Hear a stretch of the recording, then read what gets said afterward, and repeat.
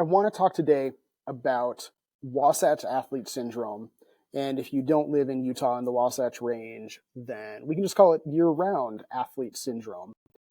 And the idea here is the concept here is that if we train year-round, or if we play year-round, then we're actually never really training. And so, context, right? I run a gym. I work with skiers and runners and cyclists and climbers and people who love to hike and take trips. And a very large percentage of people that I work with view every season as prime season. And I absolutely get it. Living here in Utah, and this is why we moved here. We have access to the mountains. You have access to the mountains year round. You could easily on today, a day like today, it's April 17th, you could go, you can get up in the morning, go for a trail run on some lower elevation terrain and have some lunch. And then you could drive up to one of the resorts in the Cottonwoods and ski. And then you could come down and go hang out in the climbing gym for 3 or 4 hours. And people absolutely, and we all have people that do this.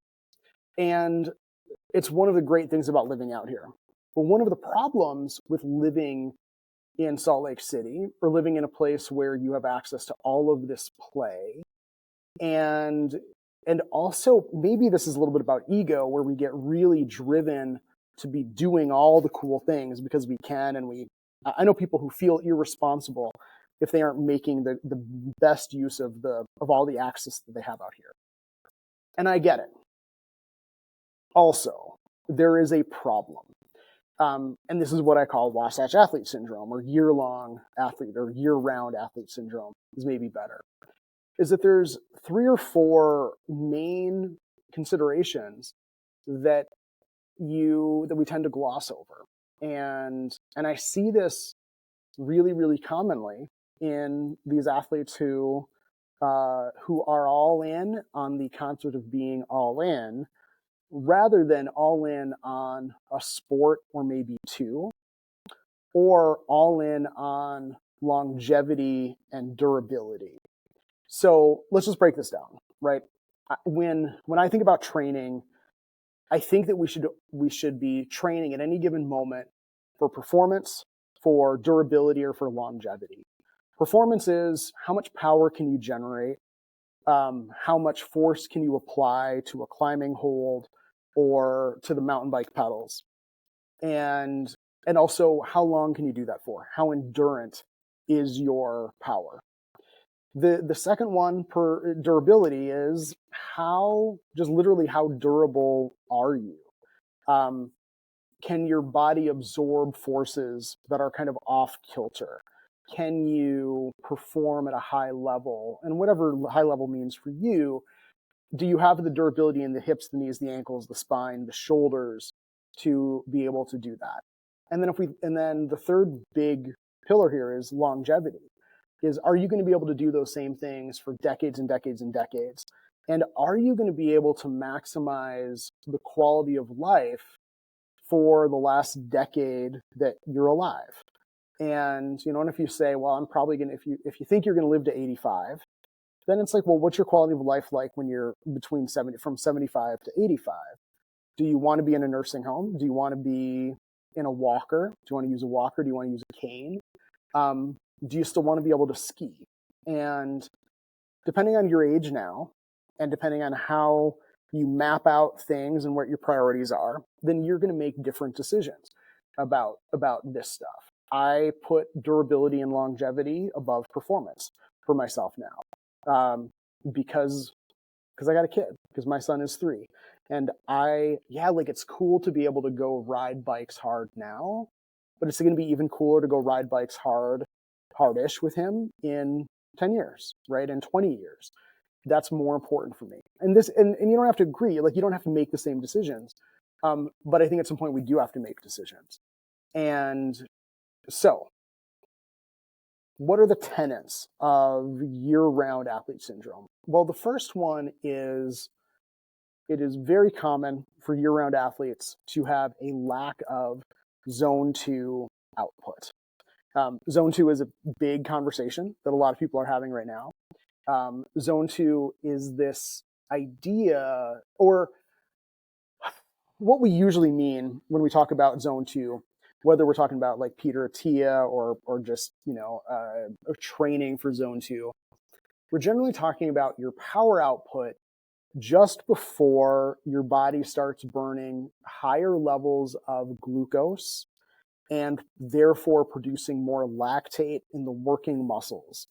And we can measure this with just a finger prick, take a blood sample, put it into a lactate meter. And once you go above 2 millimoles per liter, we say that you are at that point out of zone 2. You're up in zone 3. And so zone 2 is about mitochondria. It's about blood flow to working muscles. And that's a really big thing. And I think lots and lots of people who left to their own devices are going to run or ride largely in zone 3. And that is going to provide some adaptations until that kind of peaks. And at some point, building the base is really important. And so that's it. That's an aspect of the year-round athlete syndrome, is a lack of zone 2. Another aspect of this is a low or a lack, kind of an insufficient VO2 max. And it's honestly comes from the same spot, which is if all of your training is in zone 3 and you're never pushing the upper limits of what you can produce in terms of power, then you're not training in a way that's going to improve your VO2 max. It's not going to improve the amount of oxygen that your body can uptake into working muscles. So we need to do that work. And again, this is commonly lacking for year-round athletes because it isn't particularly, it's not that it's not fun, but it doesn't feel the same as training or as going out and playing with your friends, right? For those of us who love mountain biking as a social endeavor, you can't do VO2 max training on a trail. It's really hard. You need to have a lot of control of the trail. And so where do you do VO2 max training? Well, you do it on a trainer. And if you want to make that social, you might hop onto Zwift or have a friend bring their trainer over and you guys watch a movie while you're both hitting your individual VO2 max numbers. But it's not the same. And I think that gets in the way for a lot of people. It doesn't mean it's less important. The third big aspect of the third category for year-round athlete syndrome, we start to get into muscles. It is super common that we are good at a pull. We have pull-ups, we have climbing, but we're pretty poor at push. And that's going to create an imbalance for the shoulders. And it's kind of funny because in the bodybuilding world or in the sport world, in the like baseball, basketball, that sort of sport world, it's really common for us to say, well, the problem for someone is they've got too much push and not enough pull. And when we look at climbers and athletes in the Wasatch, very often what we have is a lot of pull, but we don't have enough push to balance that out, or we don't have enough push to be durable in, some stemming work in a climb. And it leaves the shoulder vulnerable to weakness, to injury. We tend to have a lot of ab flexion, right? We tend to be perfectly fine at sit-ups and flutter kicks and other things that are flexion exercises. But as soon as we start to talk about loading the back, or we start talking about loading into rotation, or creating power through rotation, often that's lacking. That capacity just isn't there. The obliques are weak. And then the last one, we'll go down to the lower body, because of course we will. And Wasatch athletes and year-round athletes tend to be very quad dominant. There are lots of ways in which we use the hamstrings, and the hamstrings in particular, when we climb or run or bike or ski, but we're using them as a stabilizer against the quad. So they don't get loaded the same way the quads do. They don't get loaded through a range of motion the same way that the quads do. And the same is true to a lesser degree for the glutes.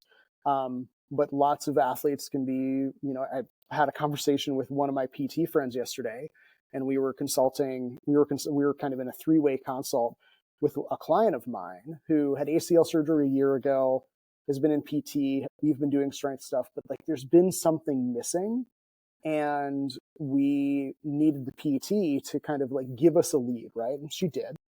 And it came down in part to weak glute, and especially the external rotation function of the glute. And it's one of those, like, if what you do is ski and run, you may never have an issue until you do. And building strength in the quads and the hamstrings, in the glutes and the hamstrings, is often the thing that we end up doing in PT and the thing that we end up doing in rehab. Which begs the question, what would happen if we did that during our training? And the answer is, well, we see this every year because this is what we do with Powder Strong. We actually see improved durability because we've got improved overall strength and overall strength balance because we have challenged the body in positions that don't get challenged in the field, but they are muscles that need to be engaged in the field, and the field doesn't train them well enough. So what do we do, right? And here we go back to the nature of the year-round athlete. And when every season is a good season and the desires of your friends and the draw of the snowpack or the sunny day, or oftentimes in the middle of summer, the slightly overcast day when it's 20 degrees cooler and it's perfect to run. When you're always at the whim of these external factors, you're ceding a little bit of control. And I'm not going to tell you that you shouldn't go play with your friends, but I will tell you that having seasons of the year, not calendar seasons, but having a couple of 2-month windows of time where you say, now my emphasis is going to be on getting strong and or improving my cardiovascular work, improving my VO2 max and or improving my zone 2 power, that if you put that time in a couple of times for 2 months, twice a year, and if you trust me, don't do the math. You don't want to think about what that means in terms of the percentage of the year, but because it's a third, yeah, 4 months, two by 2 months is 4 months. It's a third of the year. But what you can get out of that third of the year is better performance and better durability for everything else, and longevity that will last you longer than the effort. If you want to be a strong skier when you're 70, maintaining enough muscle mass and maintaining a high VO2 max is the way that you get the most out of that. And skiing independently is not the generator of muscle mass or VO2 max. So there has to be some compromise. And the compromise that I'm proposing on the conservative side, frankly, is this 2 months, twice a year. And it doesn't mean you don't do anything else. It doesn't mean you can't climb or ski. But it means that when you're looking at options, you say, hey, I've got a strength workout plan for today, but we just got 6 inches of new powder and I want to go ski. You do that. But when it's only 2 inches of new powder, maybe you don't. Or you say, yeah, I'm going to go ski, but I'm going to limit it to 3 hours. I know there's going to be refills for 8, but I'm only going to go ski for 3 because the strength matters to me. If you're doing it in the spring or summer, you're making the same decisions regarding weather. And maybe you have a constraint-based system where instead of it being like every Tuesday, I do my strength work, it's like you've got 3 strength workouts planned for the week, and you can run when you want to run, as long as your runs don't detract from the strength sessions. Again, these are this idea isn't telling you that you can't do all the things all year round. It is, but what I do want you to know is that in order to absolutely optimize your performance and optimize your durability and create the longevity to be able to do these things for a long time, there's probably going to need to be some trade-offs. And yeah, I'm gonna leave it at that. It's some food for thought. Let me know what you think. See you next time.